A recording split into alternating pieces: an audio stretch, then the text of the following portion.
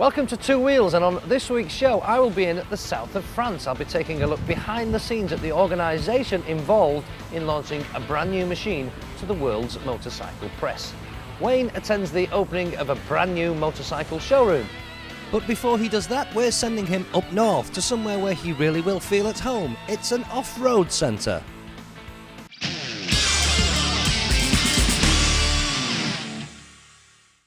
Have you ever thought what might happen if we put a road rider on maybe an off-road circuit, or even an off-road rider on a road circuit, or maybe a road rider on a speedway track, something like that? Anything could happen. All hell could break loose. Well, what we've decided to do is do exactly that. So our first port of call is here in Preston at the Docklands, where this place tracks have every facility of off-road riding you could ever want. And right away over there in those bushes, got acres and acres of trail bike land, enduro stuff, trial stuff, lots of it. So we have got us a candidate in the way of Gary Thompson, who is a road bike rider, rides a CBR 600, enjoys himself and rode for years and years. And we've got him kitted up with the right gear, full boots, helmet, the whole hit, a nice gas trail bike, and we brought him to Wayne Braybrook's School of Off-Road Riding. So Wayne's going to go through all the procedures of what to do and then let him loose on an off-road bike. Anyone guess what might happen? So before we go any further, we better meet this likely candidate, Gary, who stood by his trusty steed. Gary, how you doing, mate? I'm not too bad, Wayne. You've arrived on your bike, it's good to see. Proper road bike rider, this. No problems at all. We had a good ride down and looking forward to it. Bit apprehensive, but looking forward to it. My concern, mate, is the ride home. We'll be able to, the aches and pains, will it allow you to get on the bike? Have you got an apprehension about this? Well, I have. I mean, it's something that I've never done. I've thought about it a few times, but I've never actually done it. You've been riding bikes a long time, haven't you? Yeah, 20 years. For a young man like you must have started 20, with 15, 10 years maybe. So you're a road bike rider. Because I know of recent you've been even doing track days and everything. I've done a couple of track days, yeah, that's another thrill to encounter. Right, and we've dragged you into this now. Well, we've got a good machine for you, nice gas 200 EC here, the business. Does it hurt when you fall off? No, does it echoes like? Trust me. Oh. Right, so you've got to go inside now and get your briefing, be instructed as to what to do, and then put that simple theory into practice. Best of luck to you, mate. We'll see you later. I don't know what I'm letting myself in for. What I want you to do is go away from today having learned various skills for off-road use. Number one, it'll make your riding a lot easier. Anybody that wants to improve the speed over off-road terrain, it will enable you to do that. And the main thing is I want you to be able to enjoy your off-road riding more.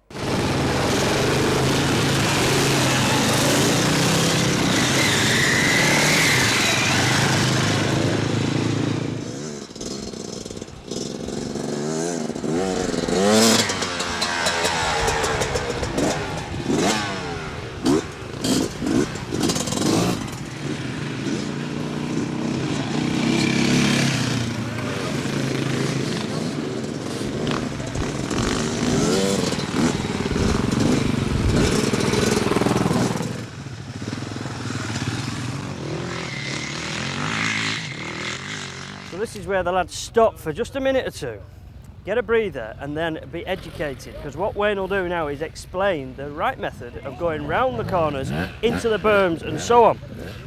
Well, that's the theory, but can the boys put it into practice? Well, I'll let you be the judge. So we're going to come in here, and if you look at where your tracks are, you'll find your front wheels have been going way too tight. When you're going round the corner, think about a path for the back wheel. We can put the front wheel wherever we want. The key is the driving wheel, that's what we've got to think about.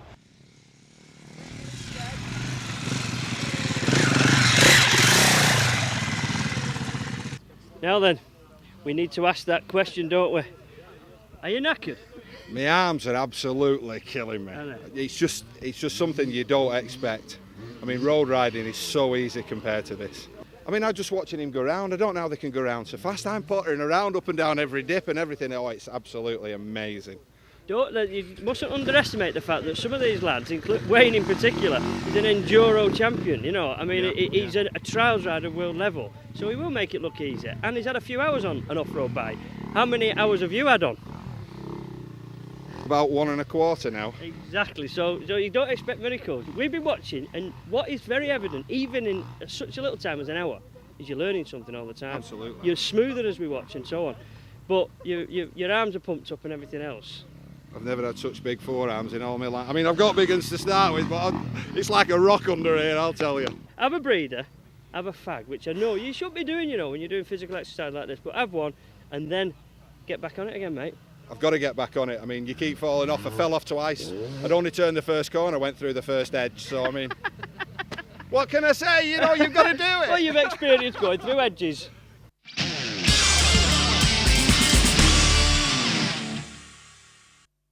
Now, if you're into Ducatis, you're probably into World Superbikes, and if you are, you're going to have your favourite racer. Perhaps it's Ben Bostrom, because this is his bike. Well, it's not really his bike, but it's done in exactly the same colours. Even got his signature on the tank, because this is a Ben Bostrom replica. Cost you £14,350. What do you get? Well, under here, this is all carbon fibre bodywork. You've got an oil catchment extended belly pan down the bottom there. You've got the latest monoblock Brembo brakes up the front, and also you've got Olin suspension throughout.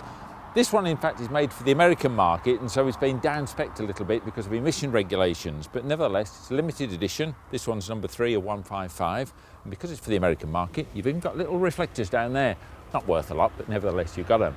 But if Ben Bostrom isn't your man, perhaps someone else is. Perhaps your man is a Brit, and perhaps it's Neil Hodgson. And look at this. GSE, full works colours, just as he raced last year, and underneath there is a 996 SPS, so it's slightly different, last year's model, but nevertheless it looks the business, doesn't it?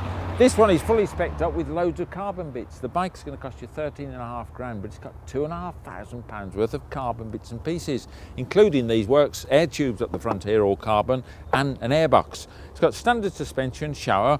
It's not actually a limited edition, but there it is. You can pretend to be our man Neil.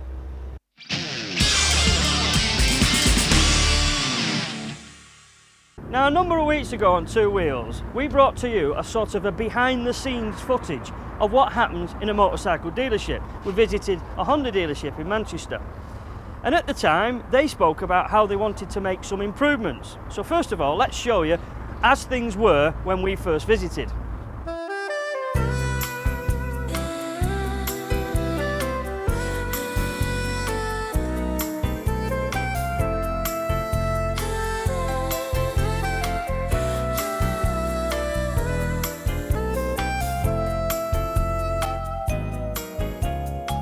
Well, there wasn't a lot wrong with that, if you ask me, but that wasn't the case. John Brown, the principal behind the dealership, decided he would like to sort of fulfil a dream and to make things even better. So here's his interview with Paul on our programme, telling us of what might indeed come about. We're building a brand new purpose-built showroom onto the front and workshop all incorporated into one building. That's where all the bikes are parked outside now. That is correct. That'll all be undercover with this big glass front and all that business on it. That's the one. So that'll save you turning up at 20 to 6 every morning to wheel all the bikes out, won't it? Certainly will do. Just turn up, press a button, shutters open, in we come. It sounds fantastic. And you've got a tea room there as well. We have, yeah. So a biker's cafe type thing. You're gonna, yeah, been knocking out some burgers, bacon sandwiches at weekends. Good stuff. You're going to have a kiddies play area in case Wayne decides to come along. We'll be hoping so if there's enough room, yeah. We'll incorporate that into the place. Right. So that was John's dream. He had it all down on paper, and they were the plans that he was talking to Paul about. But could he fulfil the dream? Could he get the builders to construct exactly what he wanted on his original dealership? Well, I'll let you be the judge of it. I'll have a look round.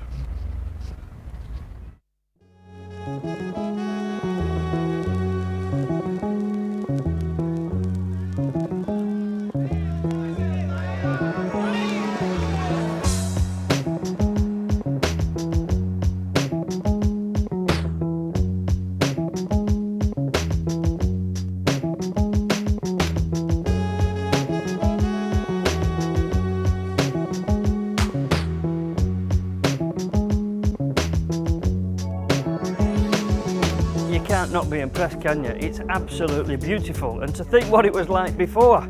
I think they made good of what they had before, but nowadays this is amazing. I mean, it's so much sort of cleaner and sharper and beautifully displayed bikes, open plan window space, so there's lots of light coming in. It's actually very comfortable and warm, so they haven't lost the homely touch either when they've introduced all the new displays and everything else. And displays, flicking out, we've got the brand new 2002 machines with the SP2 and the likes. So it is a credit to the guys. They've had a vision, they've decided to do it, they went ahead and did it, and they produced this. There's still things to do, it's not quite finished. The workshop, that'll have a 3-bay bike workshop with an MOT testing station, yet to be finished. And it's sort of been finished on the last minute to have an open day today. And in fact, the wall, the paint on the wall is still a bit tacky. That's how quick they had to do things this morning. Credit to the guys, well done. But I suppose the answer is now is to speak to the man behind it all, John Brown, to see what he thinks and whether it was worth it.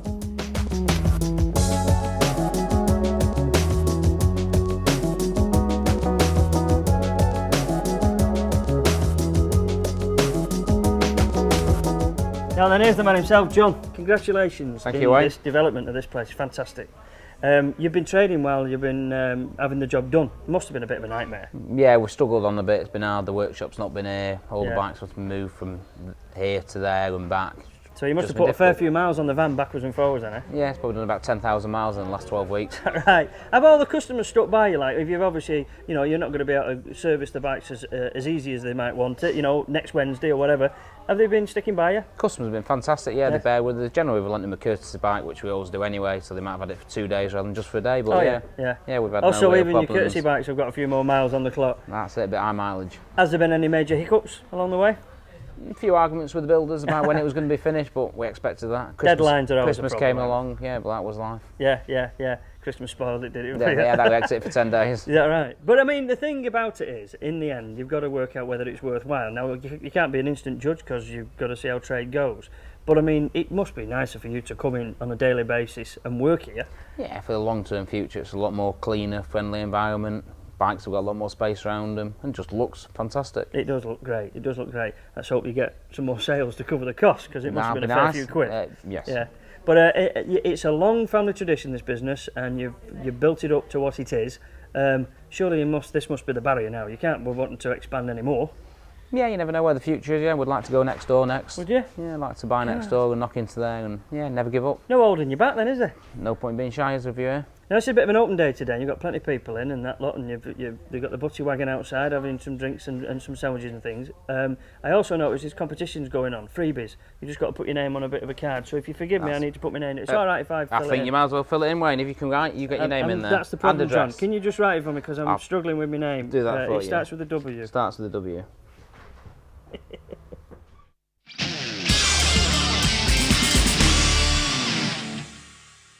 Well, that's all for part one, but we'll be back after the break when we'll have more of Gary Thompson on his gas enduro machine, probably aching a bit more by then. And we'll be in the south of France, and if you've ever wondered how they get all those beautiful but outrageous pictures in the motorcycle magazines, we'll show you as we go behind the scenes of a world press launch.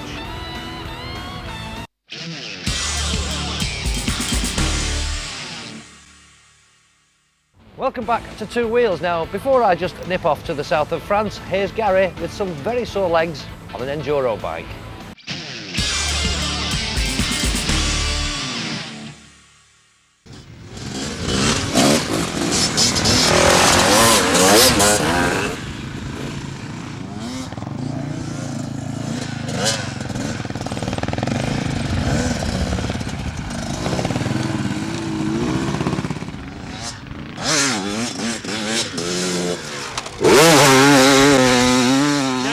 Everything goes to plan, and we have evidence of this fact. We're a bit dirty, Malcolm. What's happened? I had a bit of an accident down there. Did you? Yeah, I just failed to negotiate that little drop there. It wasn't because a tree jumped out in front of you or anything like that? No. But I have...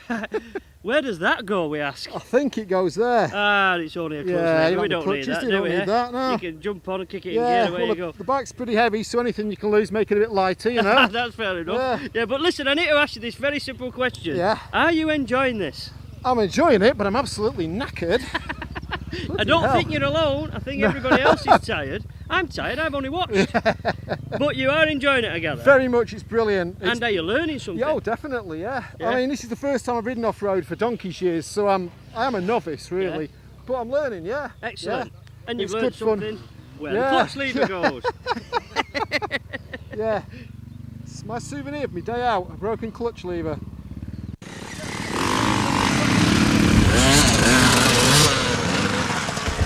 Right, what's happening here now is Wayne and Rob are indicating to the lads where they should sit down having approached it stood up, and also where to put the throttle on, but it doesn't always go to plan. But that's the idea. They're indicating where you sit down and fire the bike out of the berm to get the best advantage on a sandy berm like this. Doesn't always go to plan. You never know, the next one might do it successfully. And there we go, beautifully done.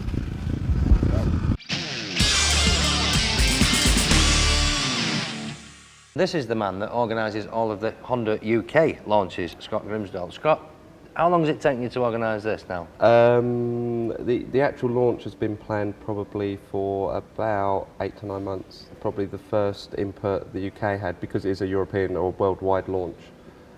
Predominantly, a lot of the logistics are taken up by Honda Europe, but our input comes probably from July onwards. Wow, it's a long term, isn't it? Yeah, you also need to take into account when the bikes are going to be ready, so it even goes back even further than that, really. How do you pick where you're going to go? We're in the south of France now.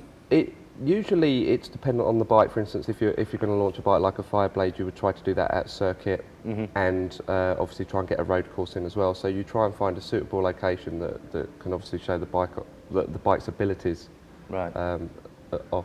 Sunshine is obviously a priority, which we've not quite had, have we, at the moment? Sunshine's always helpful. Sunshine's always helpful. Yeah, it's one thing you can't control is the weather, but you work around. Is it glamorous? It depends how you define glamorous. It's hard work. I mean, it is very hard work, but you do get to see, beautiful places. But for never long enough. No, absolutely. You see a hotel room and a motorbike. Exactly. I usually spend airport, hotel, racetrack, hotel, airport. Well, that's it. That's all it is, isn't it? Yeah, we're quite lucky with this road launch that we've got such a beautiful location here in this castle. And but you're all over the place all the time. Every time I ring you, you're abroad or you're somewhere. How many weeks a year do you spend abroad? It's difficult. I mean, I have a very busy period from sort of September up until now where the new models are launched. So, for instance, in November, I probably stayed at home 2 or 3 nights in the whole month with bike shows and different events that are going on. And, it all settled down a little bit now as we go into the normal selling season. So my shift will change. Let me ask you this, if somebody, I mean, obviously your objective here is to show a new model in its best possible light, in ideal situation, and in the right environment for that bike. You invite journalists over and you put them up in a nice place. They ride your new machine, write about it. What if they write something that's, let's say, less than favourable? Does that upset you? Does it bother you? I mean, it's their prerogative. I mean, they're all professional. This is what they do for a living. If they find something in the bike that they don't like, I mean, they wouldn't be doing their job if they didn't report it to their consumers. I mean, but that's... Then what's worst case scenario on a launch? What could on a launch go wrong? Worst case scenario is, I suppose, if someone crashes. I mean, because obviously we're very friendly with everyone, and Has that happened much? It does happen. I know it's happened on launches. Usually at race circuits it does happen, but no one ever usually gets hurt. And bikes, we have factories that make a huge number of bikes, so machines aren't a problem, it's the people. Of course, It has happened before. Nothing too serious. Good stuff. What about the photographers? I notice you spend most of your time, because when we're here, I mean, we get booked in and you buy us a drink and then that's it. We'll see you. Well, you buy us a food drink. We'll see you in the morning, we're on the bikes. But then you're off organising hire cars, photographers and all that, because that's an important the most important thing for the journalists is to get pictures. Right. They will ride the bikes, they will have their impression of the bikes, but they need pictures. Of course you do. And the better pictures we get, usually the more pages we get, and therefore usually the better coverage we get. Right. And obviously, if your product's being seen, you want it to be seen in the best possible light. Do you see the effect that journalist comments have on your bikes? Very, very, very, very large effect. I mean, predominantly, I haven't always worked for Honda. What I'm trying to say is that how you evaluate the success of a launch? If people go away, write good things, and sales, or even pre-delivery orders are up, is that? Do you say, right, great, we've done a good job? Is that it? Yeah, you do get a lot of satisfaction from seeing good reports when you've got front covers of, for instance, with the Fireblade, we've got front cover of almost every magazine in 1 month. And the amount of work and the effort that goes into that to get that coverage is very, it's very, very important. Good.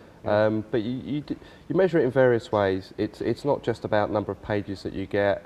It's about the general reaction you get from journalists, because we've done research, customer research, prior to the bikes being launched anyway, long, many years before a bike even comes to development. The R&D, isn't it? So so it's nice to know that all of that research has actually, they're the first people that ride the bike, so they're the first reactions that you get. And they're experts in their field. Right. So their reactions and whether they like the bike, whether they dislike it, when they're excited about it, like they were today. You've seen them today, and and they are very excited, and it's good to see, and it does make you feel that it's all been. You get a great deal of job satisfaction from that. Can you speak Japanese, by the way? No. No, because all the Japanese speak good English, don't they? Yes, thank God. Yeah.